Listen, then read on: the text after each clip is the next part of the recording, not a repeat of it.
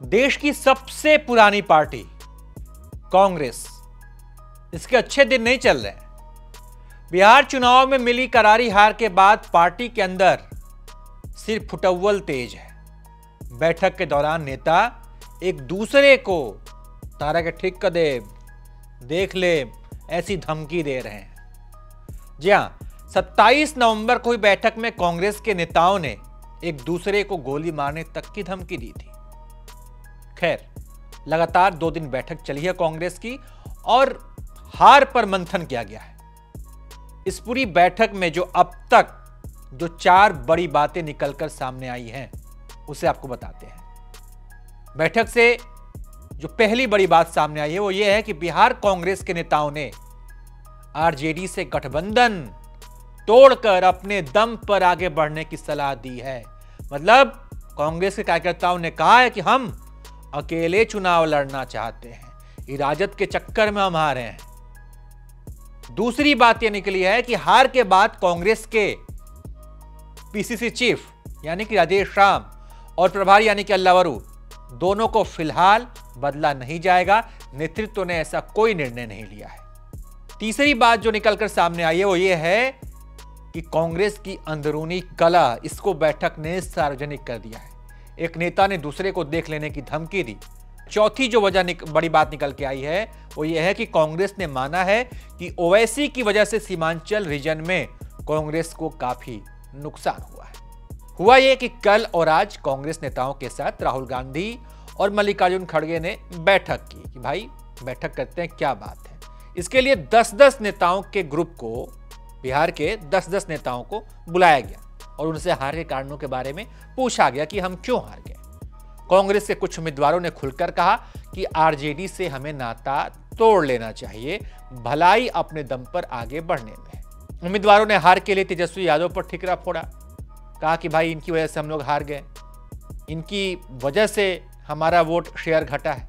अब आरजेडी से गठबंधन तोड़ने और हार का ठिकरा उनके ऊपर फोड़ने का मामला गर्मा गया है।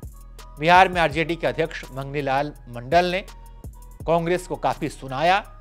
एबीपी से बात करते उन्होंने कहा कि कांग्रेस अगर चाहती है तो अकेले अपने दम पे चुनाव लड़कर देख ले, तेल पानी नून सबका भाव पता लग जाएगा, जमीनी हकीकत क्या है सामने आ जाएगा। सुनिए जरा। हमारे साथ आरजेडी प्रदेश अध्यक्ष मंगनीलाल मंडल जी हैं। विधानसभा चुनाव में सर महागठबंधन का रिजल्ट अच्छा नहीं रहा, परफॉर्मेंस अच्छा नहीं रहा। दिल्ली में बैठक हुई कल रात बिहार कांग्रेस की, उसमें राहुल गांधी, मल्लिकार्जुन खड़गे भी मौजूद थे। बिहार के नेताओं ने मांग की कि वहां राजद से अलायंस जो है बिहार में तोड़ लेना चाहिए। तो राजद के कारण कांग्रेस का प्रदर्शन अच्छा नहीं रहा, ऐसा सोर्सेस बता रहे हैं। देखिए, पिछली बार उन्होंने 72 सीटें ली थी 2020 में और उसमें सिर्फ 19 जीत पाए थे। बाकी सीटों पर कांग्रेस ने बुरी तरीके से पराजय का मुंह देखा था। इस बार चुनाव में कांग्रेस को कहा गया कि 72 सीट आप मत ले, क्योंकि जहां आप हारे हैं वहां बहुत का अंतर से आप हार गए हैं। तो वो सीट अगर हमारे पास उसमें से 30 भी रहता तो 10 के कारण 12 एमएलए कारण जो हमारी सरकार नहीं बनी तो गठबंधन की सरकार बन जाती। तो कांग्रेस अडिग रहा कि नहीं लेंगे, अंत में 61 सीट लिया, एक भी नहीं जीता।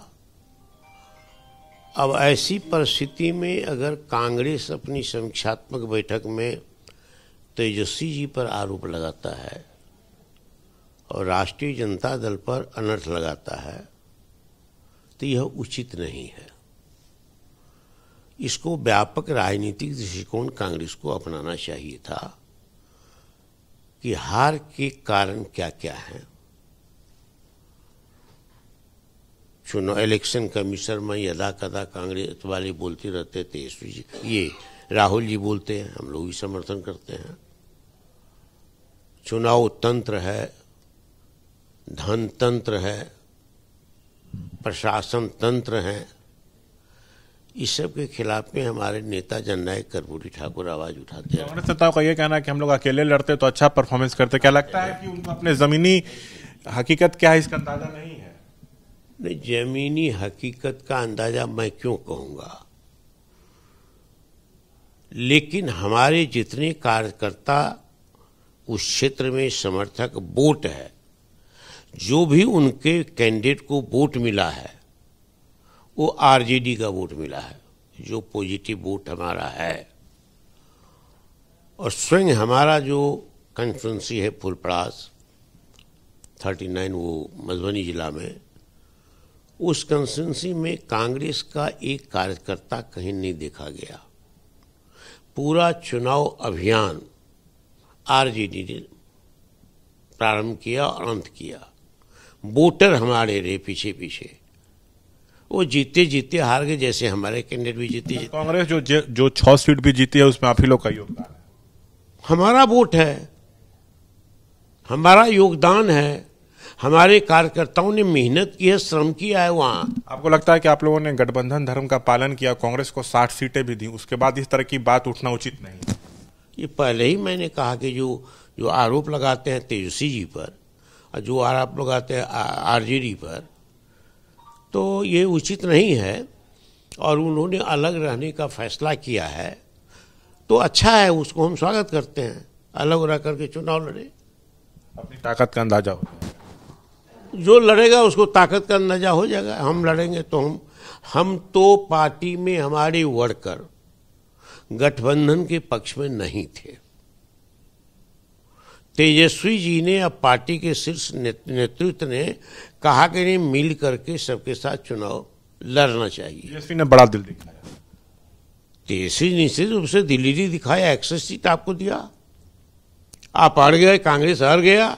और इसका चुनाव में जगह जगह हमारे उम्मीदवार, जो अधिकृत उम्मीदवार थे, उसके खिलाफ उम्मीदवार खड़ा कर दिया, इनके खिलाफ उम्मीदवार खड़ा कर दिया। फ्रेंडली फाइट से नुकसान। हाँ, और आपको लगता है कि जो करारी हार हुई है कांग्रेस के कारण हुई है? कांग्रेस भी एक कारण है।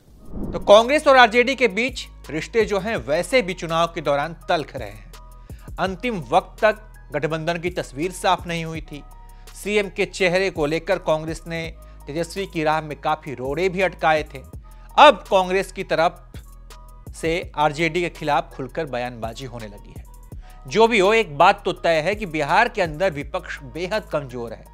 कोई पार्टी अपने दम पर भाजपा या जदयू का मुकाबला करती फिलहाल नहीं दिख रही है। ऐसे में कहें तो बिहार के अंदर विपक्षी पार्टी की बतौर विपक्ष की वैकेंसी खाली है और प्रशांत किशोर को इस तरफ ध्यान देना चाहिए। अगर वो मेहनत करते हैं, जनता का दिल जीतते हैं, तो शायद उनके लिए मौका भी है। बाकी जो बिहार के अंदर महागठबंधन में जो रार मची है, जो कांग्रेस हार का ठिकरा फोड़ रही है आरजेडी के माथे पर, इस पूरे मसले पर आप क्या सोचते हैं? आपकी क्या राय कमेंट कर बताइए और देखते रहिए आप एबीपी लाइव।